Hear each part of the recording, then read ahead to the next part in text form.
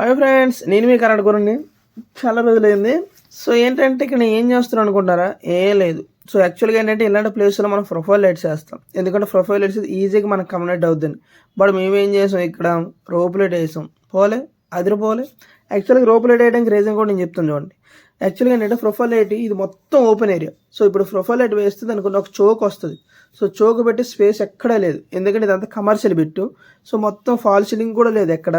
So open area కాబట్టి మేము ఇలా రోప్ లైట్ పెట్టాం. సో రోప్ లైట్ డైరెక్టర్ పెడితే ఏమవుతుంది, దానికి క్లాంప్స్ కొట్టడానికి అవడం లేదు. సో దానివల్ల ఏం చేసామంటే బయటికి రోప్ లైట్ అనేది కనిపించకుండా నీట్గా ఉండడానికి కోసం ప్రొఫైల్ లైట్ పట్టీలు వేసేసాం. ప్రొఫైల్ లైట్ పట్టీలు వేసి ఆ పట్టీ లోపల రోప్ లైట్ పెట్టేసాం. సో ఇంకా రోప్ లైట్లు పెట్టేసి నీట్గా దానిపైన కేసింగ్ క్యాప్ పెట్టేసాం.